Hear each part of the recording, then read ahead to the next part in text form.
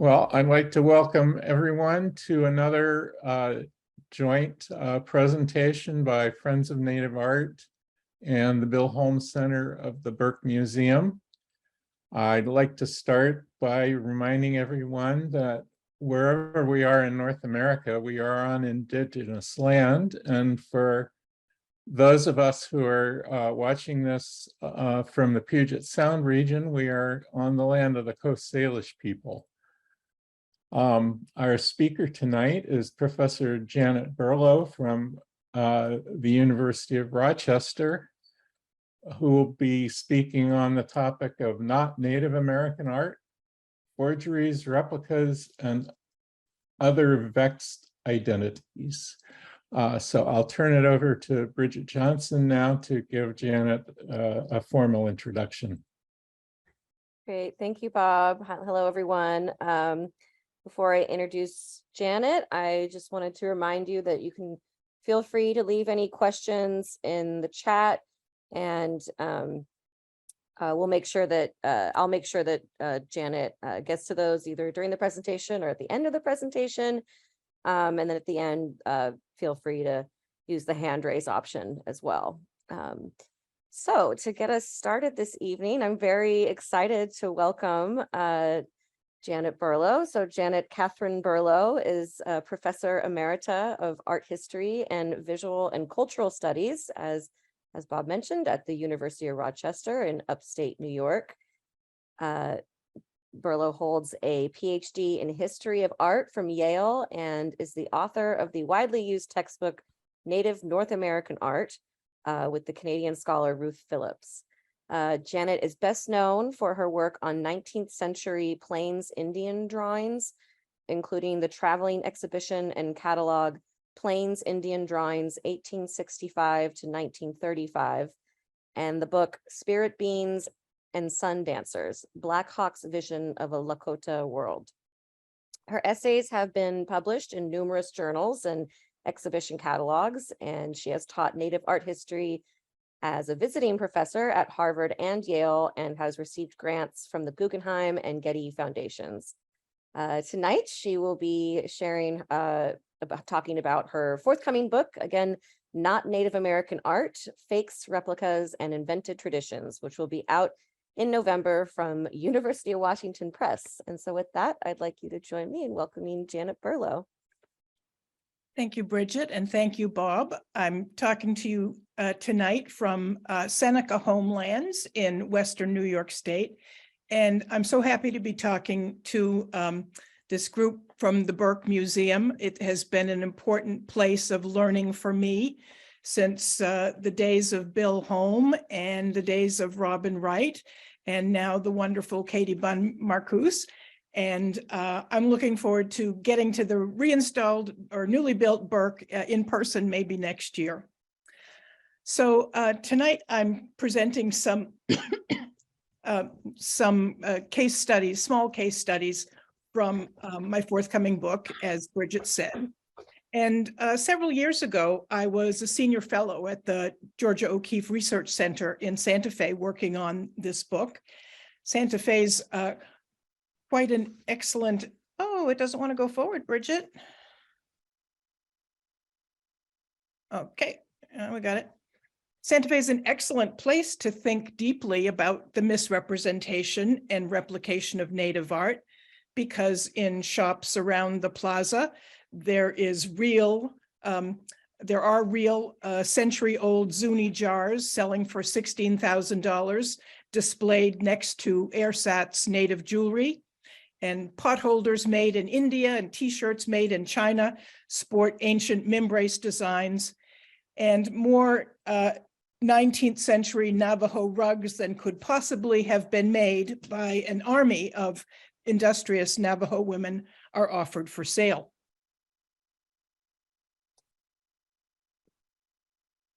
My earlier publications focused on the real stuff, as Bridget mentioned, from ancient Mesoamerican pottery to Plains graphic arts to contemporary Native art. But I'm also very interested, and have been for some time, in how the real gets translated, filtered, transformed, and deformed in numerous ways. Of course, when we study works of art, it's important to understand as much as possible about their original makers and users, but it's also important to understand the complex trajectories of objects from when they're removed from their original contexts and set in play in new social realms, and the ways in which they have been replicated and how those replications move through time and space. There's also, I think, an urgent need to grapple with issues of forgery, as well as issues that I group under the rubric of vexed identities, that is, complex situations that can't be easily defined. Now, it's interesting to me that in Native American art history, in contrast to the larger field of art history, there's almost no literature on these topics. They're discussed privately among dealers and scholars. Dealers will usually not speak for attribution. Dealers will not let you use their photographs of things that are maybe not quite right. Ask me how I know, they're not in my book. So I think it's important for us to begin a discussion of these things and to understand that there aren't simple answers about misrepresentation and replication. But in fact, there are many types of replicative strategies, each of which has to be understood within its own historical moment. So, okay, if my book is called Not Native American Art, what constitutes authentic Native art? That's a complex adjective, authentic. For me, it's as simple as saying it's authentic Native art if it's made by a Native American. But some people have very old-fashioned ideas about what real Native art is. Some members of the general public, if presented with these two images, would unhesitatingly say that the one on the right, the plate, is authentic Native American art. But of course, each is authentic for its era. Rose Simpson, who you see upper left, takes the pottery of her Santa Clara heritage, mixes it with her training as a car mechanic and her master's degree from Rhode Island School of Design, and comes up with an ambitious 21st century art form, a car she calls Maria. And of course, it is named for Maria Martinez, arguably the most famous Native artist of the 20th century, who achieved worldwide fame for the excellence of her pottery. In fact, she and her work became so famous by the 1930s that it caused an imbalance in the normally egalitarian pueblo of San Ildefonso, for her work was bringing much higher prices than that of other potters. But she and the other women of her village came up with a solution to this economic imbalance. One woman might shape the pot and cover it with a slip. Maria sometimes burnished the pot so that other women shaped and slipped. After she burnished them, someone else might paint them with the geometric designs characteristic of San Ildefonso blackware. Sometimes Maria signed these pots. For her signature was the one that the buying public recognized and the one that brought the big bucks. So a pot signed by the famous Maria Martinez that she may not have formed or slipped or painted herself, is that a fake? In fact, that was a uniquely Pueblo solution to the social problem of one potter's fame and income exceeding all the others. Sign the pot, sign your friend's pots. The buyer will be happy. The maker, who gets a higher price, will be happy. Maria Martinez will be happy because she won't be subject to the criticism of her neighbors. And certainly within the village, everybody knew who made what pots. It wasn't, the signature didn't fool anybody in the village. A signature was simply thought of as a convention to please an outsider. Now, of course, if we look at European art history, in post-Renaissance Western world, we have an ideology of authenticity that rests on the importance of a signature.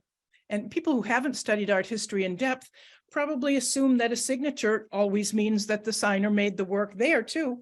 But of course, if we think a little more about it, we know that in 16th and 17th century European painting workshops, many workers might have contributed to a painting that only the master would sign, and maybe he would have only painted in the faces while others did the drapery and the landscape. And that happens today too. The contemporary art world phenom Kehinde Wiley also does this in his workshop in China, although I do assume that he himself painted the Presidential Portrait Commission. Now, the more I've labored over this book the past few years, the more I have come to question how much of what we see in museums is in fact authentic native art. Here's an example, a 19th century object type found in every museum that has native art, the Catlinite pipe bowl. It's named, its material is named for the American artist George Catlin, and it's a soft, easily carved stone. Most Catlinite comes from a quarry in southwestern Minnesota that's been mined by Native people for centuries. It became Pipestone National Monument in 1937, and today only members of federally recognized tribes are allowed to mine the stone. Thousands and thousands of Catlinite pipes exist in museums and private collections. Surely 1,000 more have been passed down within Native families. Catlinite pipes are well known across the plains and the Great Lakes region and have been used by Native people for countless generations. Offered in ceremony as well as in intercultural negotiations, the smoking of a pipe can be both a legal and a spiritual contract. But many people are unaware that the history of Catlinite pipes has long been a story of the intertwining of Native and white interests. The 19th century literature makes this clear.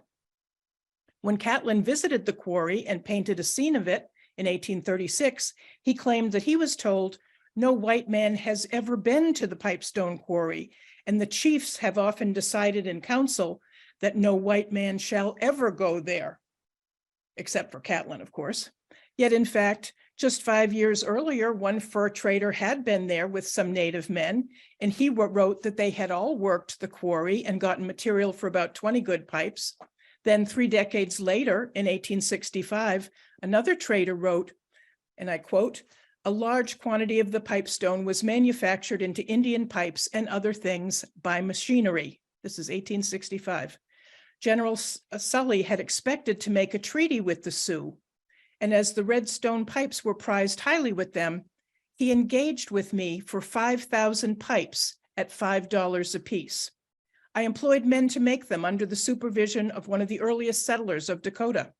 Sully didn't make the treaty as expected, but the pipes were no loss as we traded them to good advantage with the Indians all along the Missouri.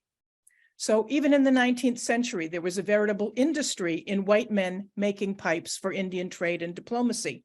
So it's not surprising then that in 1907, one scholarly source claimed that the Indians who mined pipestone at the end of the 19th century sold much of the stones to whites who, I quote, "have taken up the manufacture of pipes using lathes to aid in the work."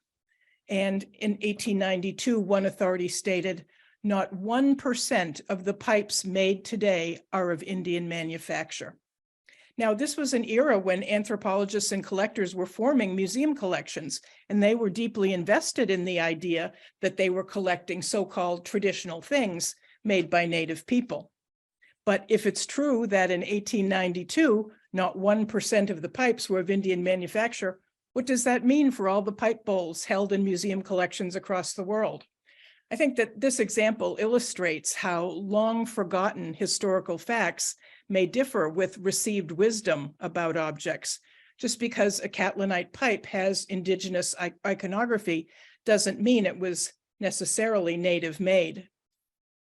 But this story also brings up an important flaw in the way that we think about native art. Most people see it as a category with strict boundaries around it. Either something is Native American art or it is not, but neither cultures nor artists have walls around them, as will be evident in some of my examples.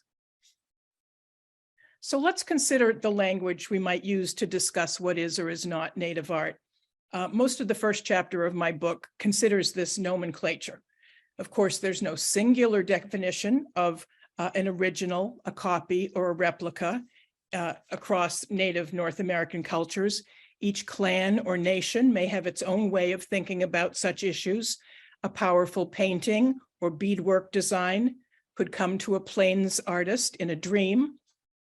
A Tlingit chief owned and still owns today the right to totemic images associated with his particular family or clan. And in such cases, an individual might sell the object itself or transfer to another artist the rights to remake such an object. And it's the ownership of the image, emblem, or idea that's fundamental. Sometimes subsequent versions of an object were thought to have the same status as the original. Crow men told anthropologist Robert Lowy in the early 20th century that if a shield was replicated too much, its powers might begin to fade by the third or fourth version. Now, in most Native nations, there's some version of the idea that one must acknowledge the ownership of intellectual or spiritual property, and that promiscuous copying was to be avoided. So I'd like to offer some ways of thinking about replication and the way that replication plays out in particular circumstances, drawing some definitions from other areas of art history in order to test their applicability to Native North American situations. But I only have time tonight for a few of the terms that I consider in the opening chapter of my book.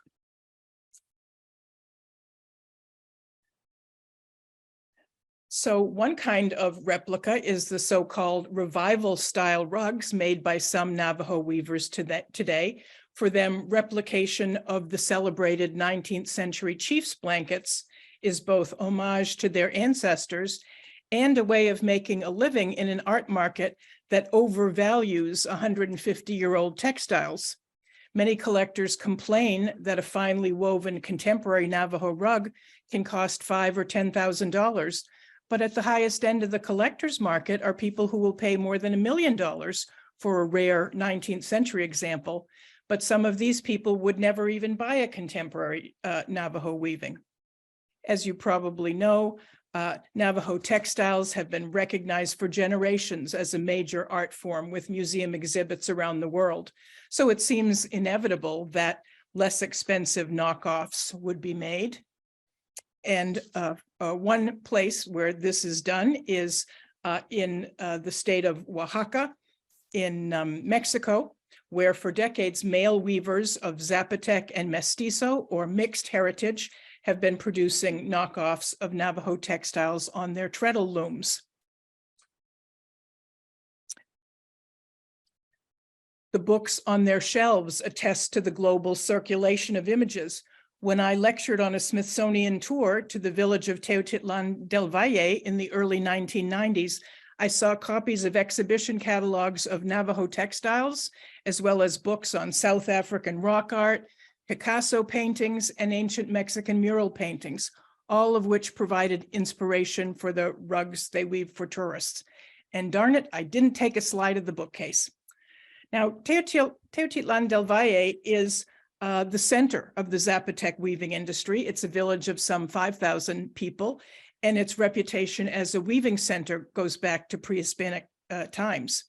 The building of a better road system in the mid-20th century made it easier to expand the market throughout Mexico and abroad, and also allowed many tourists to travel for the first time to buy the weavings at the source.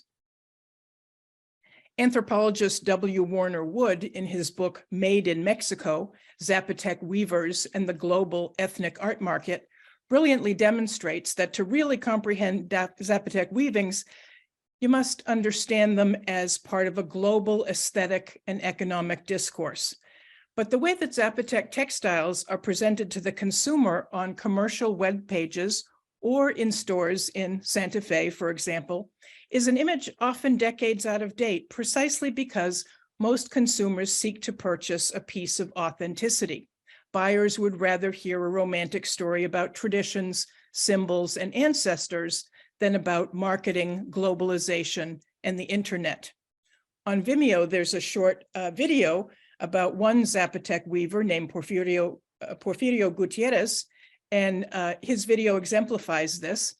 In his nearly unaccented English, the weaver invokes the ancestors and Mother Earth multiple times within a 6-minute video. For example, he says, "My father told me that my ancestors started this art form more than 2,000 years ago. And the loom helps me bring these pieces alive and keeps teaching me what I can do. It is not me that dictates what I need to do. It is Mother Earth. It is my ancestors. Now, I'm not saying that this is inaccurate, but I think it is disingenuous, because what it does is that it feeds the limitless hunger that modern Euro-Americans have for romantic and noble narratives about Native peoples. Wood terms this attention to romance rather than reality descriptive denial. I love that phrase, descriptive denial. I find it an excellent characterization of the way that such myth-making carefully conceals global circuits behind a romantic narrative of indigenous production, thus denying the makers their modernity and agency. In 1988, after seeing the important exhibition from the Navajo loom, the William Randolph Hearst collection at the LA County Museum, a gallery owner in Beverly Hills got the idea to market a new line of rugs based on this significant collection that had been formed in the early 20th century. But he didn't turn to Navajo weavers. He went to Teotitlán del Valle. He worked with dyers and weavers there to ensure that the colors and patterns would closely match the plates in the exhibition catalog. And many of the large rugs in the Hearst series, as the gallery owner called it, were direct copies of textiles in this famous collection and were sold at high prices to Hollywood notables. When I was in Teotitlán del Valle in the early 1990s, I bought one of the inexpensive Navajo-style rugs to use in teaching about the globalized tourist industry. That's mine on the right. Of course, the easiest way to tell a cross-cultural reproduction like this one from a real Navajo rug is that almost all Navajo weavings have a continuous warp, which produces 4 completely twined selve edges. Most Zapotec rugs, in contrast, have fringe at the top and bottom, as the one on the right does. Now, of course, one positive way to think about this is that Zapotec replicas of Navajo rugs have provided a way for less affluent consumers to have a version of what they admire. And of course, we can't forget that the history of Navajo weaving is also a series of borrowings and reinterpretations. I think that maybe Navajo weavers would not find this such an egregious affront if these cross-cultural reproductions, as I call them, were not sold in the same shops in Santa Fe and Scottsdale where their textiles are featured. Because to the uninformed consumer, one looks just like the other, but the Navajo version, woven far more slowly on a fixed vertical loom, may cost as much as 10 times more than the Mexican version.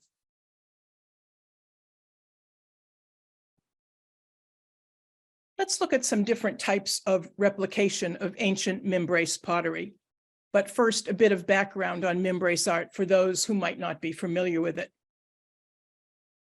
In the 11th and 12th centuries, people in villages along the Mimbres River Valley in southwestern New Mexico created the painted pottery that came to be so valued in the 20th century.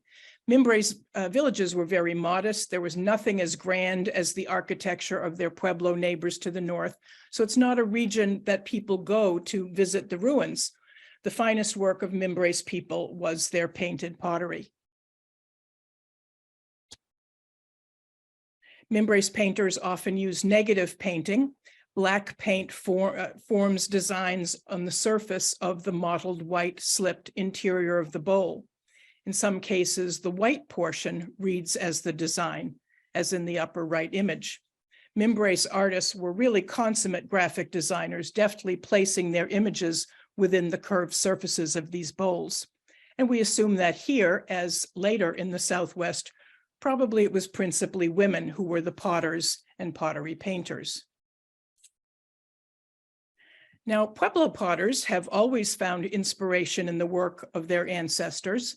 Starting at the end of the 19th century, some Pueblo men served as workmen on archaeological excavations, and some of them took home potsherds to share with the potters and their families, or to use themselves as inspiration for pottery painting. This enlarged the scope of visual material from which they drew.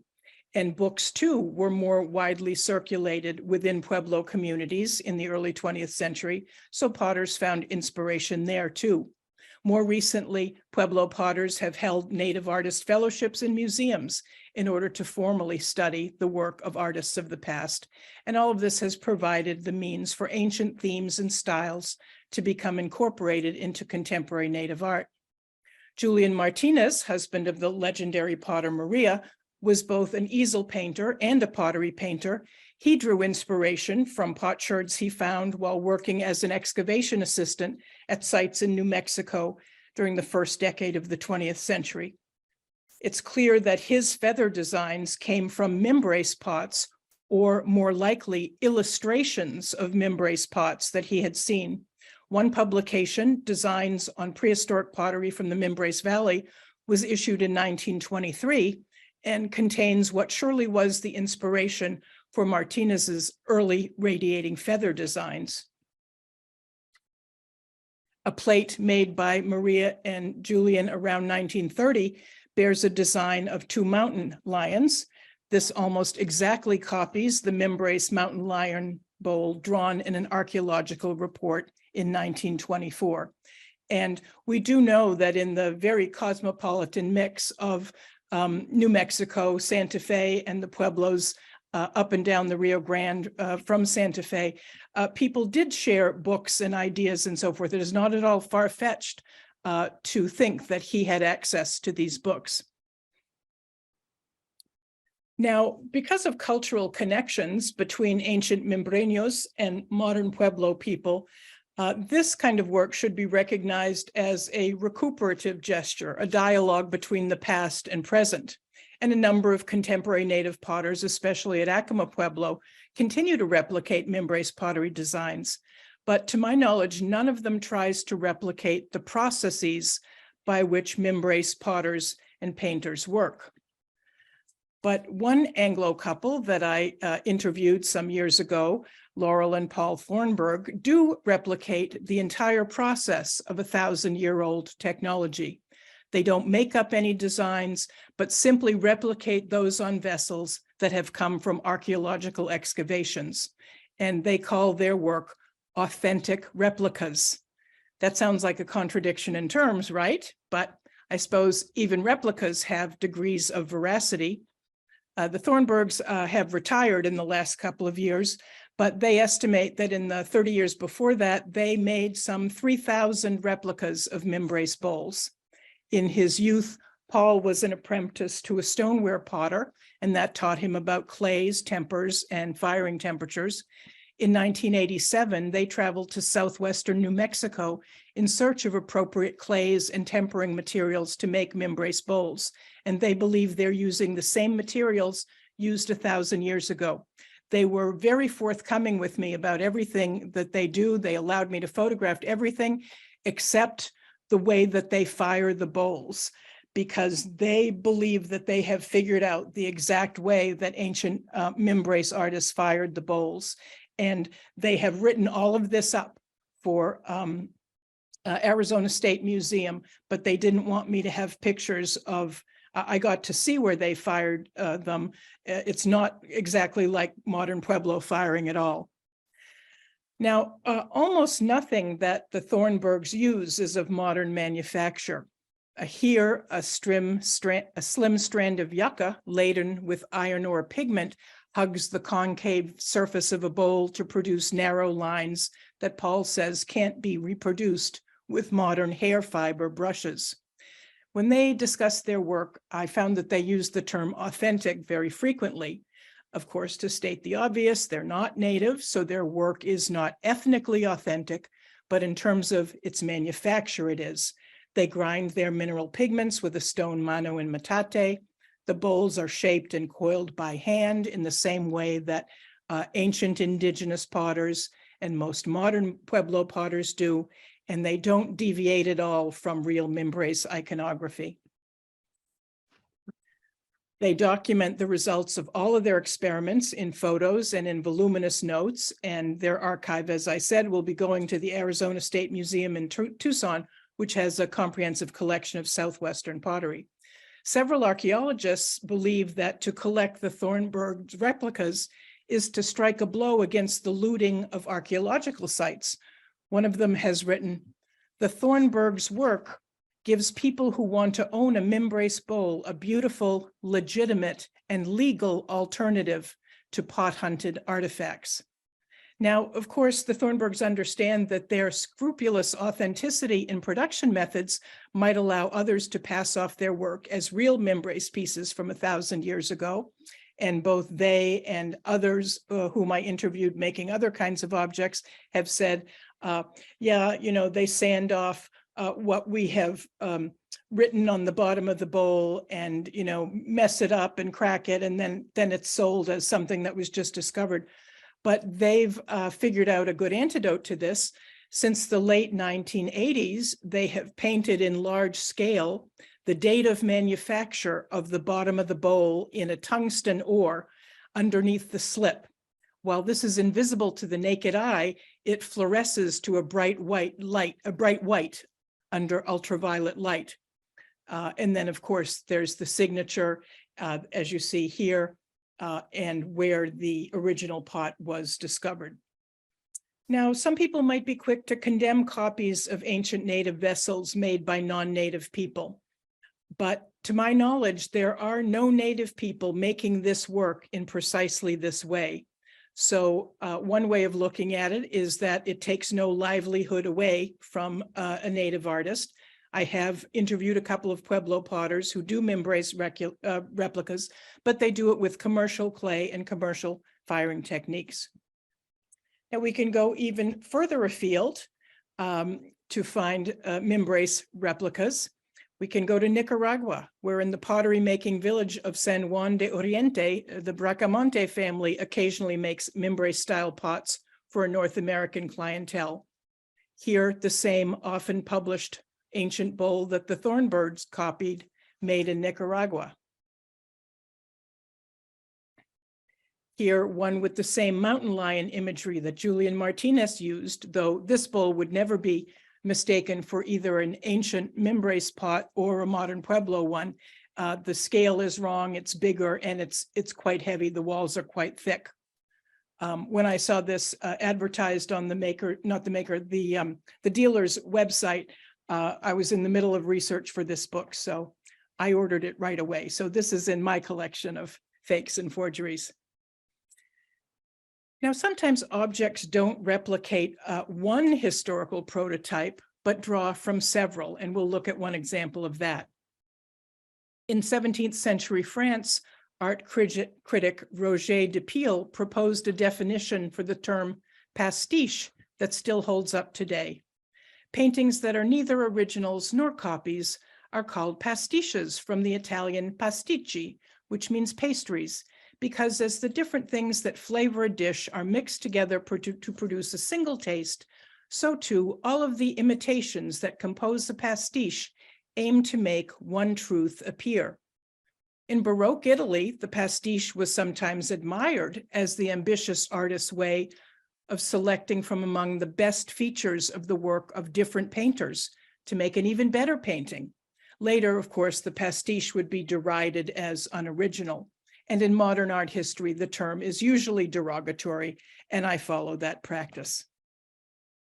Now, the Detroit Institute of Art holds a great collection of Native American art, including this object of complex cross-cultural parentage, a supposedly Meskwaki bear claw necklace that is a true pastiche, though that fact is only known to a small number of scholars. This object has been published many times and exhibited in major traveling shows, including the 1973 exhibition and catalog that helped define the stylistic features of this region. The necklace has 40 bear claws, each separated by a blue trade bead and attached to an otter fur ruff. We know many such necklaces from photos and paintings of 19th century plainsmen. David Penny, former curator of Native art at Detroit and now vice president of the National Museum of the American Indian, terms this piece notorious. He described it to me as having been assembled by Milford Chandler from several other necklaces fragments of beadwork, and fresh otter pelts. Indeed, as our 17th century French critic reminds us, this is the quintessential meaning of pastiche, fragments put together to make one truth appear. So who was Milford Chandler, and why would he do this? Chandler was a collector of native artifacts and a hobbyist who spent a great deal of time with native people of the Great Lakes and the Plains. Hobbyists were everywhere in the 20th century, usually non-native men who sought to understand Native American objects by remaking them and dressing in native garb for their meetings and powwows. Chandler, by all accounts, was obsessed with the bear claw necklace as an object type. In fact, he made 3 of them. One was offered for sale at Skinner's Auction House in Boston a decade ago. I find it curious that in a sale titled American Indian and Ethnographic Arts, such an object would be presented, but to my surprise, the catalog was completely transparent about its history, calling it only Pawnee style and saying that it was assembled by Milford Chandler. Like the necklace at the Detroit Institute, it's indisputably a beautiful object. The essay in the Skinner catalog says that Chandler even added to it over time. So this example was a work in progress, always able to be improved upon while in the collector's hands. According to the auction catalog, it was displayed at the Buffalo Bill Historical Center in Cody, Wyoming, from the 1970s until 2002, presumably as a real object of American Indian art. In the world of native artifact collecting, Chandler's name has its own pedigree, and surely the combined mythos of the now extinct Plains grizzly bear and the well-known collector Milford Chandler is what caused this pastiche to achieve at auction a price of $57,000, nearly 3 times its estimate. So these objects are more than replicas, for portions presumably had legitimate pedigree.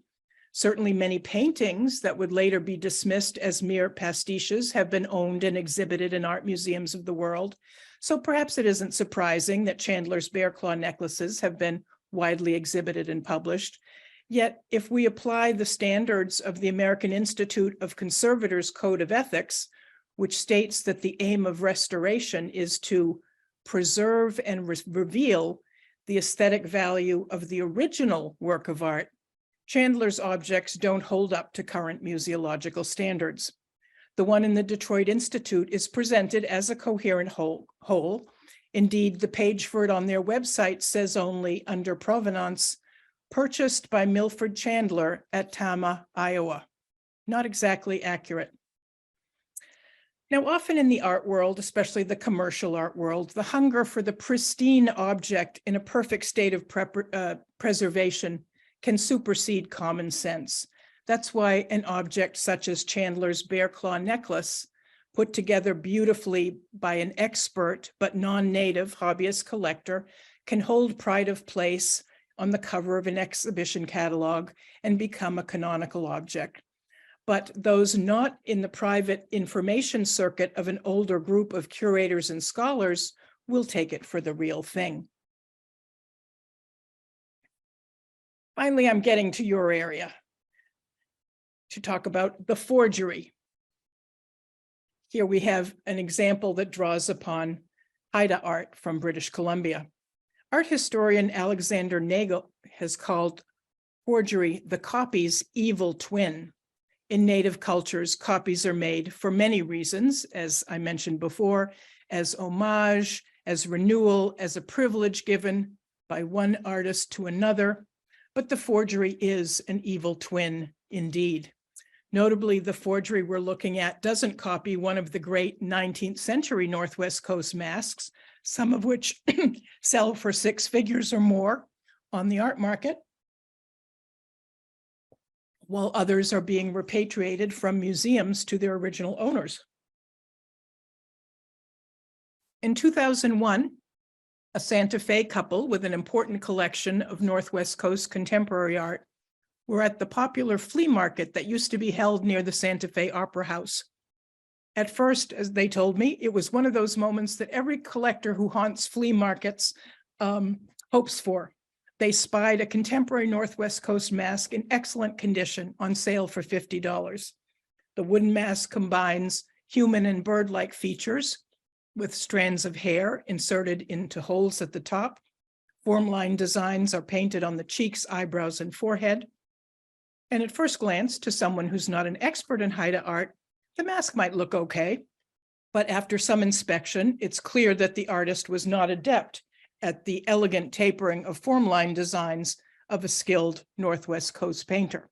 And I don't think I have to elaborate on that for you folks. You've seen more Northwest Coast art than most people have. Now, since at least 1990, Northwest Coast style masks have been made in workshops in Indonesia and imported to the United States.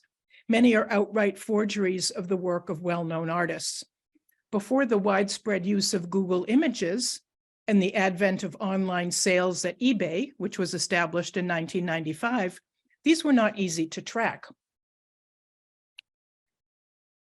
But Stephen Lazarus, who has sold authentic Northwest Coast art in his Montreal store since 1990, has been documenting the flood of these fakes for more than 25 years. When I sought him out to discuss this issue, he recognized the source of this mask immediately. He said it was a copy of a mask by Haida artist Don Yeomans, published in 1994 in a book called Spirit Faces. It's clear that the book went to Indonesia and the carvers passed it around.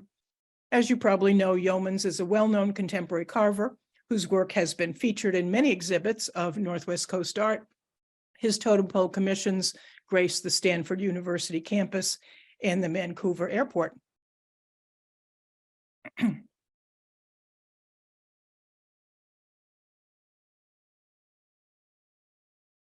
When pictures of the original and the fake are compared, the deficiencies of the Indonesian mask are quite apparent. The painted designs on Yeoman's mask are masterful. His mask has inset shell teeth, which would not have been clear to a carver copying from a book. The teeth on the Indonesian mask are part of the wood and are delineated only by shallow cuts. The hair on the fake is much shorter and sparser than the long, lustrous horsehair on Yeoman's mask, and the fake also lacks the feathers at the top of the mask. I presume that the middlemen who commissioned these masks know that the inclusion of feathers would bring up questions when the carvings entered the United States because of laws about migratory birds. So it's likely that the carver was instructed to omit them. While most Northwest Coast masks are made of red cedar or alder, Indonesian forgeries are usually made of albizia, a fast-growing tropical wood that's very lightweight. The collectors told me that as soon as they held this mask in their hands and saw that it was practically weightless, they knew right away that it wasn't just a bad Northwest Coast mask, but that it was from somewhere else. Now, cedar and alder are tight-grained. Tropical woods are not. Albizia has an open-celled grain, and this shows up on the wood as straight, broken lines. And since the Indonesian carvers are working from photos rather than three-dimensional objects, the back of their masks tend to have smooth, flat curves. When I queried Yeomans about this theft of his work, expressing my consternation on his behalf, he said, and I quote, "The truth is, most people interested in our art cannot afford to buy the real thing. Sweatshop products do not threaten the value of the real object. In every art form, not just Northwest Coast art, there is a very small core of original artists. Everything else is derivative. If your business is being original, dwelling on what anyone else does tends to stop the creative process." Excuse me. This surprised me, but I have to say, I admired the artist's ability to rise above the tawdriness of the international circuit of appropriation and forgery. The Montreal art dealer said that for him, it was discouraging when neophyte collectors couldn't discern the difference and would question him about the reasons for the great disparity in price between a $100 mask they saw in a tourist shop and one offered for several $1,000s by a named Haida artist in a real art gallery where a dealer invests time and money in nurturing artists in their work and educating collectors. Now, I'd like to end by offering one example of something I call vexed identities. There are a number of different versions of an intercultural context in which art is produced. Concerning this particular one, some say it is legitimate. Some say it is white people ripping off Native traditions yet again. You'll have to decide for yourself. In 2011, I interviewed a contemporary quill worker in South Dakota. His name is Chris Ravenshead, and he is Belgian. More than 30 years ago, he came to South Dakota to visit a Belgian friend who had married a Lakota, and he never went home. He apprenticed himself to elderly Lakota women and learned the art of quill work, something very few young Lakota were interested in 3 decades ago, although since then there has been a real revival of these skills. Ravenshead learned Lakota before he learned English.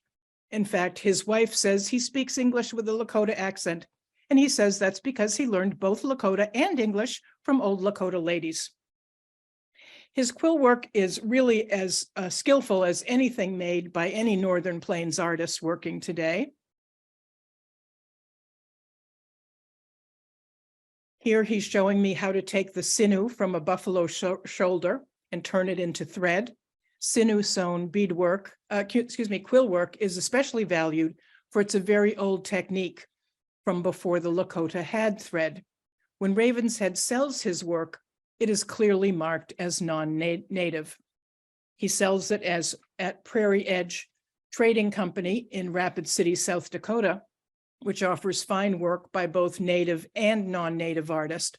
Much of it replicates 19th century plains beadwork and hide painting. And I have a section in my book that sort of takes apart what this store does and why they do it. So is it problematic that Ravenswood earns money making native style artwork?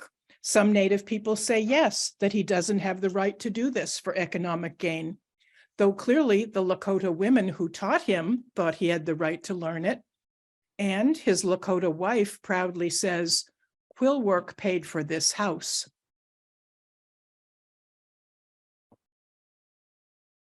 So I've given you a survey of just a few of the troubling issues and objects examined in my book. My colleagues tease me about how long it's been in progress, more than 10 years, and how long the book should be. John Lukovic, my colleague at the Denver Art Museum, says it should be not Native American art, volumes 1 through 4. But I don't seek to be exhaustive. There'll only be volume 1. I seek only to offer a few fascinating case studies and to open up a dialogue about such issues so that others can build on my work. I thank you for your attention, and I look forward to our conversation.